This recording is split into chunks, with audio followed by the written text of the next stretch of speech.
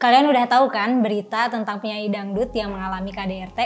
Nah, Lesti Kejora tuh. Jadi dia mengalami kekerasan yang dilakukan oleh suaminya sendiri, yaitu Rizky Bilar.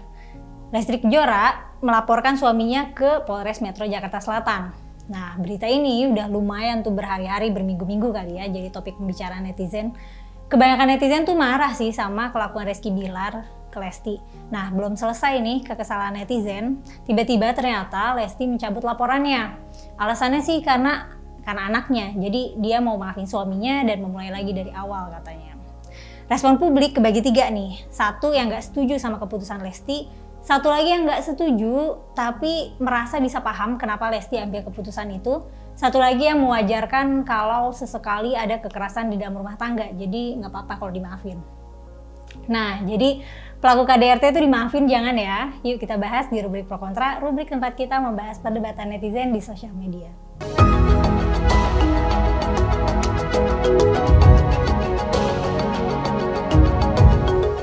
Oke, langsung aja nih kita bahas respon netizen. Pertama kita bahas dulu nih respon orang-orang yang nggak setuju. Kelompok ini tadinya kan marah ya sama Rizky Bilar dan simpati banget sama Lesti. Terus setelah Lesti cabut laporan, jadi pada kecewa nih yang tadinya dukung, karena mereka kan fans Lesti ya, dan mereka mengkhawatirkan keselamatan Lesti. Jadi ya pada kecewa banget aja gitu. Ada yang sampai jelas-jelas ngungkapin marahnya sih, sampai ngata-ngatain Lesti gitu. Nah, tapi bisa dimengerti ya nggak sih kecewanya? Bayangin aja kalau misalnya kita mengkhawatirkan seseorang nih, karena kita nggak mau dia disakitin orang lain. Orang yang kita khawatirkan malah memperbesar potensi dia bisa disakitin lagi. Nah, ada juga nih yang merasa di-prank. Jadi setelah dengar kabar KDRT ini, dia simpati udah ngasih simpati yang besar, udah ngasih dukungan yang besar. Lesti balikan lagi jadi kayak merasa sia-sia gitu udah ngasih dukungan.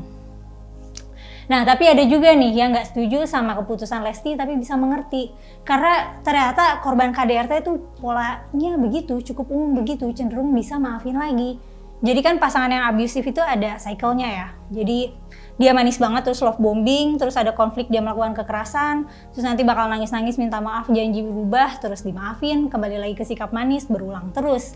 Makanya korban KDRT pas lagi fase di love bombing mikirnya nih, oh ini dia udah berubah nih gitu. Dan rasanya setelah disakitin kan bikin kita ada di mood yang low banget ya, kita takut, marah, sedih, kecewa. Terus di love bombing dipuji, disayang, kasih hadiah, dimanja. Nah itu mungkin jadi antidot dari efek disakitina itu, mungkin agak candu kali ya buat korban KDRT. Makanya sangat mungkin kalau realitanya korban KDRT itu agak distorted gitu ya, karena pola perilaku suaminya yang ngasih dia kekerasan terus disayang-sayang gitu. Nah ada juga nih yang menyayangkan keputusan Lesti untuk dia bawa-bawa alasan anak ya, karena mereka berpendapat tuh justru kalau pisah, Lesti jadi ngasih jarak anak ke bapaknya. Sebagai ibu, susah ya nggak sih mempercayakan anak ke seseorang yang melakukan kekerasan ke ibunya? Itu kan berarti dia adalah orang yang tidak bisa mengelola emosinya. Nah, anak kecil kan belum emotionally develop, belum emotionally mature, makanya suka nangis dan marah nggak jelas. Nah coba deh, anak kecil yang emosinya masih rentan dirawat sama seseorang yang nggak bisa mengontrol dirinya ketika marah, itu takut banget ya nggak sih? Tapi nih ya, ternyata ada juga loh yang mewajarkan rumah tangga sesekali ada kekerasan tuh nggak apa-apa. Nah Inul Daratista termasuk yang bilang gitu. Katanya kalau rumah tangga, terutama rumah tangga yang masih baru, itu wajar banget kalau ada kekerasan. Aku sih berharapnya ya, perilaku KDRT itu tereliminasi. Jadi jangan sampai kita mewajari perilaku ini jadi ada terus. Harapanku sih ya ditindak tegas dan jelas.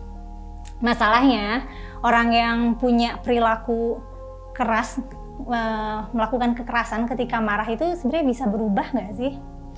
Nggak tahu ya, kayaknya itu temperamen bawaan ya nggak sih? Untuk bisa berubah, pertama dia harus ngerasa ada yang salah di dia dan dia mau perbaiki. Kalau orang yang abusive ini adalah tipe narsisis yang nggak bisa ngelihat dirinya salah, ya udah hopeless case, nggak akan bisa berubah. Kalaupun misalnya dia berusaha memperbaiki dengan konseling ke terapis misalnya, itu akan butuh proses yang sulit dan lama. Karena kalau dia manusia dewasa gitu, karakter itu udah ada di dirinya cukup lama. Mungkin dia kalau ke-trigger emang biasanya refleksnya begitu, melakukan kekerasan. Oke, misalnya dia kelihatan kayak orang yang baik nih kalau lagi tenang. Tapi kalau ke-trigger lagi gimana? Dan emang sih korban KDRT cabut laporan itu ternyata fenomena umum. Orang yang di-abuse balik lagi ke abusernya juga umum. Makanya nih korban tuh perlu terus diberi dukungan supaya dia punya keberanian untuk lepas dari cycle kekerasan di rumah tangganya. Dan kalau ngomongin maafin atau tinggalin ya maafin aja sih supaya kita bisa merasa damai. Tapi tetap tinggalin aja demi keamanan diri. Cowok yang bisa ngelola amarahnya dengan baik itu masih banyak kok. Jadi kalau kamu pernah nggak nih punya pengalaman berada di hubungan yang kayak gitu? Atau kamu pernah nggak terpicu melakukan kekerasan ke pasangan kamu? Cerita dong di kolom komentar. Jangan lupa juga untuk like, share, dan subscribe ya. Makasih sudah menonton sampai selesai. Aku Mela mohon undur diri. Sampai jumpa di Pro Kontra episode selanjutnya.